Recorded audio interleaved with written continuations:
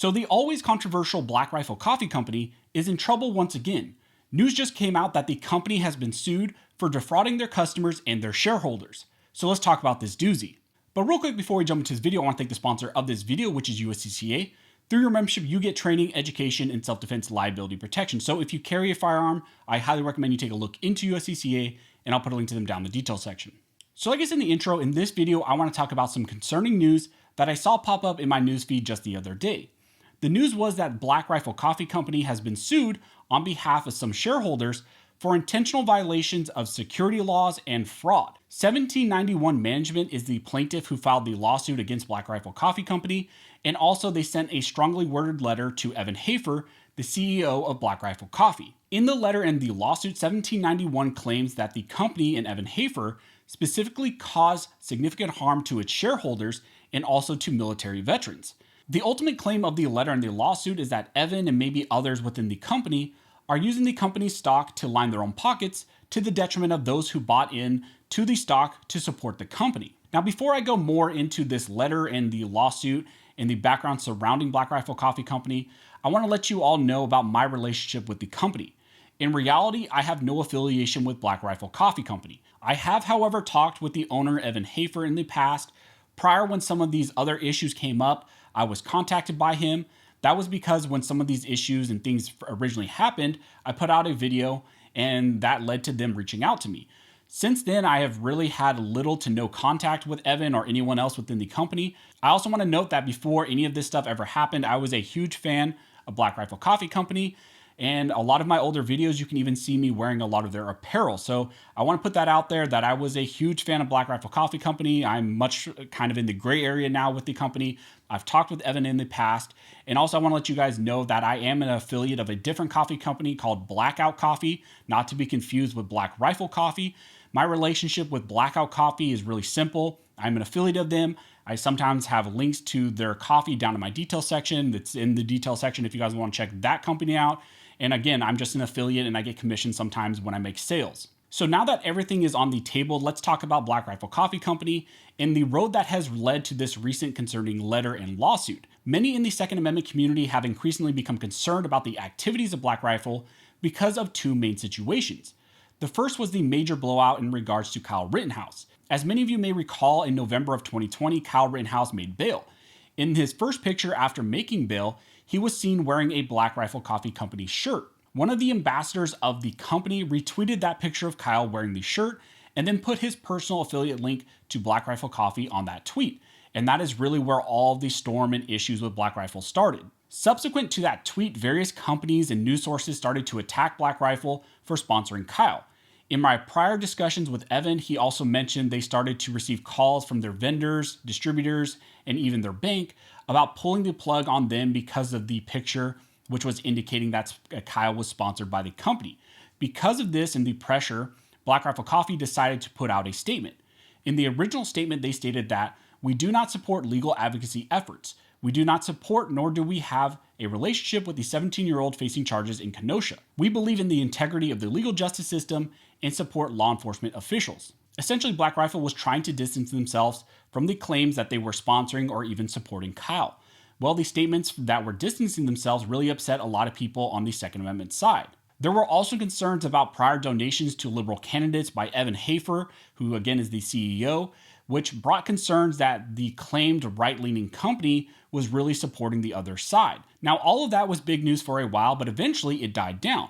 But later, a new issue popped up, and that was the interview the company did with the New York Times. When the article came out, there were many statements from Evan and others in the company that again raised a lot of concerns. Now, I'm not going to cover all the things that were stated within the article or came up in the article, but I think there was one main thing that upset a lot of people. That was the comments about some of their customers that they lost during that first incident in relation to Kyle Rittenhouse. So here's some of the language that came out of this article. The racism really pisses me off, Hafer said. I hate racist, proud boyish people. Like, I'll pay them to leave my customer base. I would gladly chop all of those people out of my customer database and pay them to get the bleep out.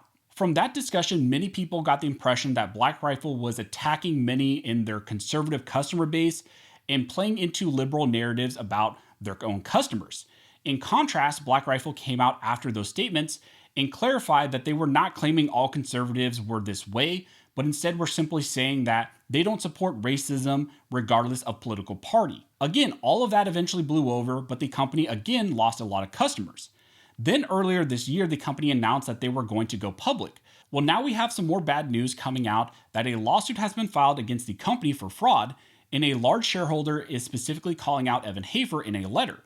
So let me point out some of the accusations that were made in the letter, and I will link to the full letter down below if you want to read it for yourself. The letter states, "Dear Mr. Evan Hafer, I regrettably must communicate with you via this public forum because as of recently, it appears you have decided to cease all communications with us. 1791 Management LLC, 1791, manages certain entities that hold Black Rifle Coffee Company shares. Please do not confuse our stake as a vote of confidence in the company's leadership. On the contrary, in just 3 months of being a public company, in our opinion, you have caused significant harm to your shareholders and military veterans. It is our belief that you may be one of the most dangerous CEOs in America. We have conducted a thorough review of your company, including actions by management and reviews of your SEC filings. Combining this with our numerous conversations with Black Rifle lawyers and executives, we have uncovered what we believe to be the most harrowing strategy to line your pockets at the expense of others. And yes, Chief Legal Counsel and Corporate Secretary Mr. Andrew McCormick, it was us on the phone as you cavalierly described what we would consider a plan to screw over your public shareholders as set forth in more detail below. It is our conclusion that your profiteering at the expense of Americans under the guise of helping military veterans reveals your shameless disregard for our most honorable citizens. Furthermore, we believe your actions as CEO reveals a pattern of gross negligence and dereliction of duty that can expose the company to a tsunami of litigation, which we believe your public shareholders deserve to be made aware of. Are we really to believe that Black Rifle's recent meteoric stock price rise and ultimate collapse were just natural forces of the collective judgment of Black Rifle's business prospects? We suspect the answer is obvious and is a result from your willful conduct designed to defraud investors by interfering with free market forces. It is our belief that you intentionally kept the available shares of Black Rifle stock artificially low, resulting in a squeeze, so you could issue exempted stock to yourself during this period. The letter then goes on to say that Black Rifle breached their contract by not filing paperwork within a required 15-day period. They also claim in the letter that on March 29th, Evan Hafer awarded himself 2,106,692 shares of Black Rifle common units by filing an exempt registration statement, which made him about $42 million. They then go on to point out that on April 19th, Evan awarded himself more shares, 2 million more shares, and this ultimately resulted in him getting an additional $47 million. 1791 claims this tactic was fraudulent conduct on the part of Evan Hafer and potentially others within the company. 1791 goes on to state in the letter that just in case you hadn't noticed, Mr. Hafer, Black Rifle lost $4.8 billion in value from $7.3 billion down to $2.5 billion over the 3 months period that you made tens of millions off your own stock. 1791 demanded in the letter that the company prepare an action plan to address the serious violations of Black Rifle's own conflict of interest. And then they close the letter by stating, "What I am about to say may seem a bit harsh, Mr. Hafer, but is said with some authority. If you don't plan on responding to my letter and or promptly preparing an action plan, then I believe it's best you wind down Black Rifle Coffee, return what public money is left on the company's balance sheet, and retreat to whatever bunker you came out of to do what you do best, donate money to the Democratic Party and smear conservatives as racists. The irreparable damage I believe your greed likely caused shareholders will never be repaid. We and veterans like my father, former customers, and shareholders must hold you accountable for any further exploitation of Americans for your personal gain.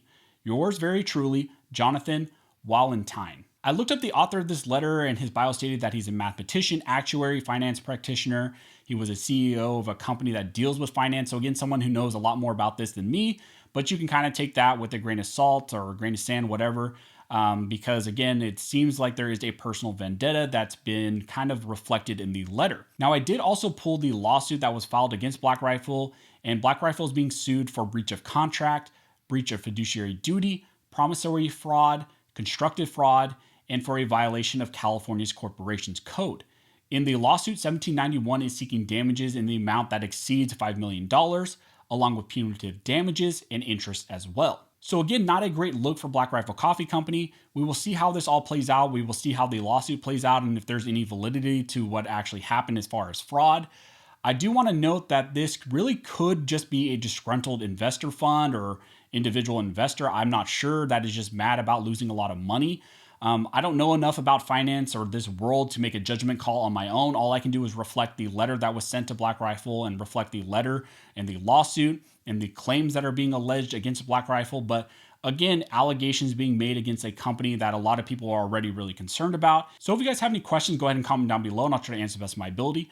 Also, if you like this video and like support the channel, one of the best ways to do that is to like, comment, and subscribe. All those things help to fuel the algorithm or fuel Al Gore's rhythm. It adds fuel to his jet and it signals to YouTube that you guys see value in these videos and in this type of two-way news. Again, I want to thank everybody who likes, comments, subscribes, who hits the notification bell, who shares these videos. You guys are directly impacting these videos, impacting this channel, and helping me to reach and educate more people than I could ever do on my own. So again, thank you so much for all your support. And as always, thank you all for watching. Don't forget to like and subscribe. And never forget, this station was built by Armed Scholars and the station we maintain by Armed Scholars.